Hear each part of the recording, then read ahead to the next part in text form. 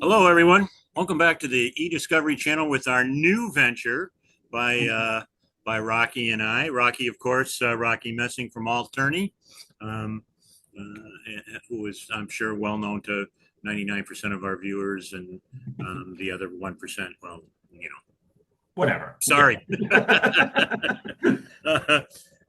But our new series of interviews, which we are calling eDiscovery: The Next Generation, and then we'll cue with some crazy Star Wars background. Yes. Although I told Rocky, Imagine all our special effects here that are going yeah, on in just the background Pew and the pew. music and yeah, boom, exactly.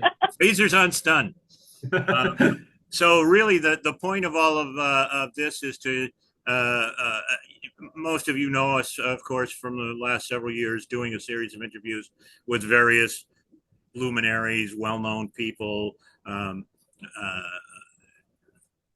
Judges. Yes. yes, yes. I'm searching. You know me. I'm trying to be polite, which is just straining my. Impossible. It's Yeah. straining my. Yeah, I don't know why my you try, Tom. Come on. So now we're Anyway, let's shifting. go. No, Let's go. New people. we're shifting our focus to people who are new in the business, relatively new. That's not to say that they just graduated from college last week, but we wanted to get some faces who you maybe haven't seen, who other people, and we solicited all the folks you're going to see in this series. We solicited the names from other folks in the business, in the profession.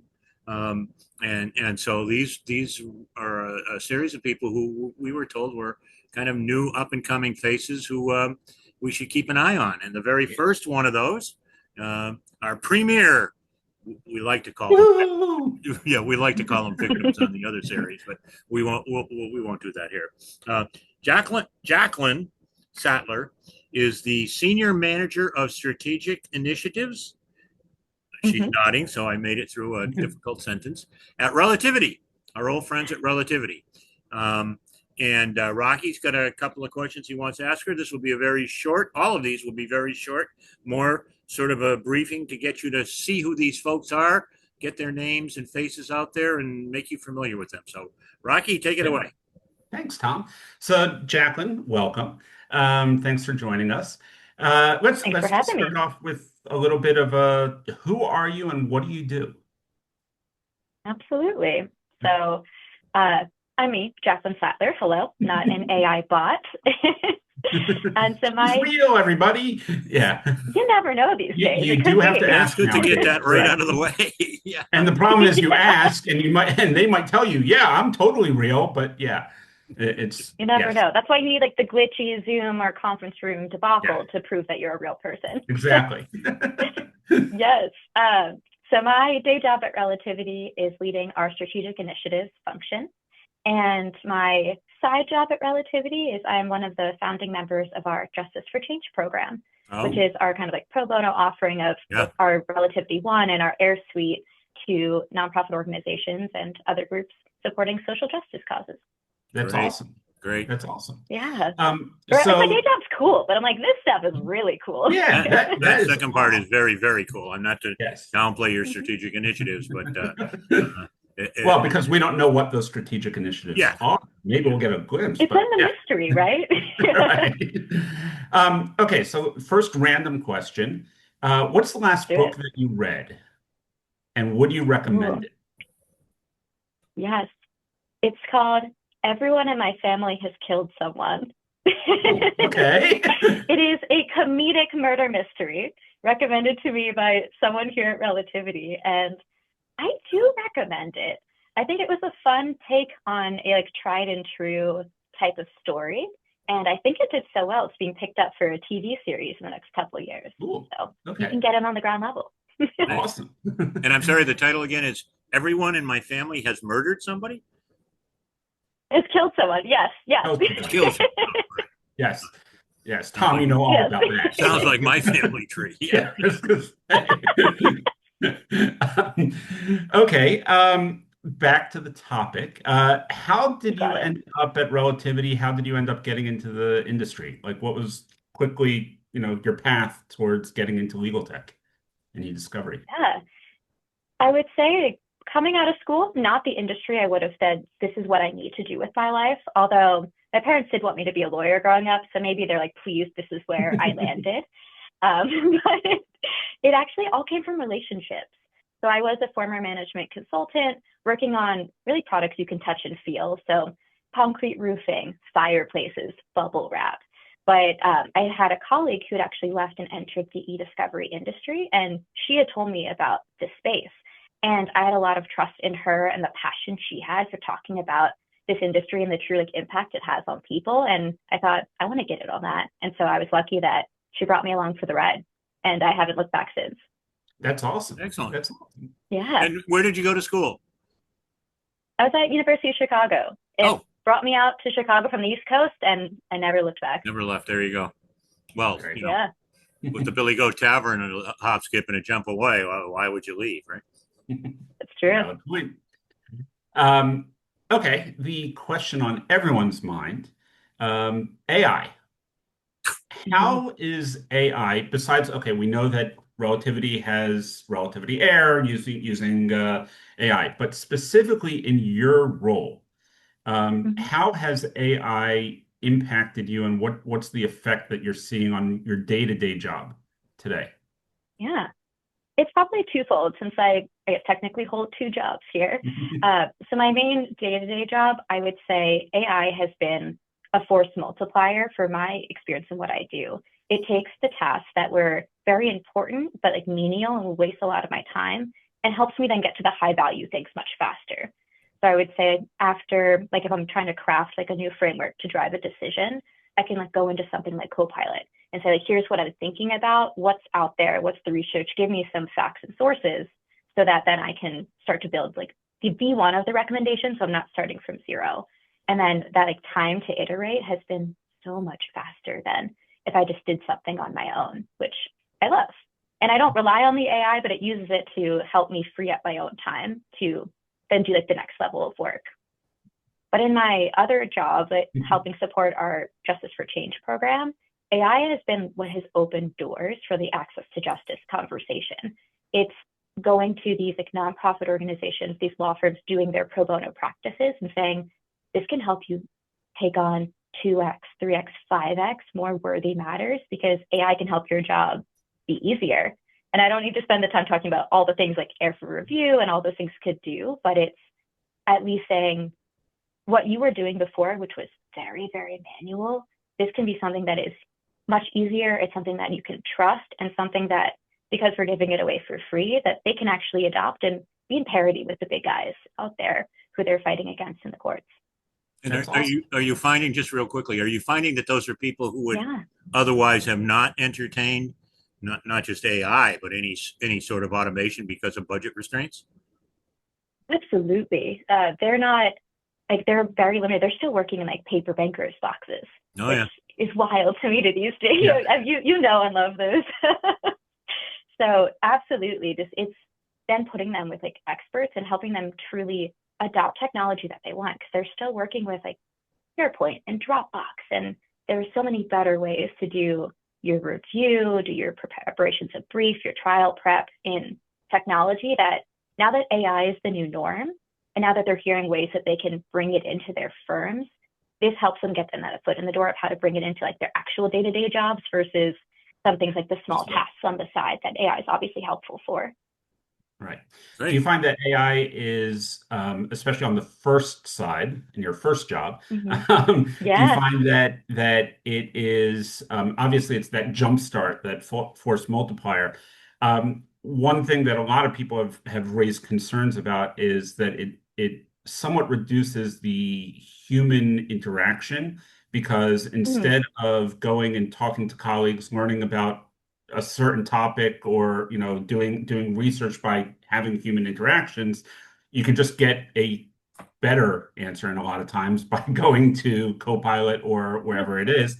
And there's concern about whether or not we're losing that human touch. Do you find that today, or do you make up for it in other ways?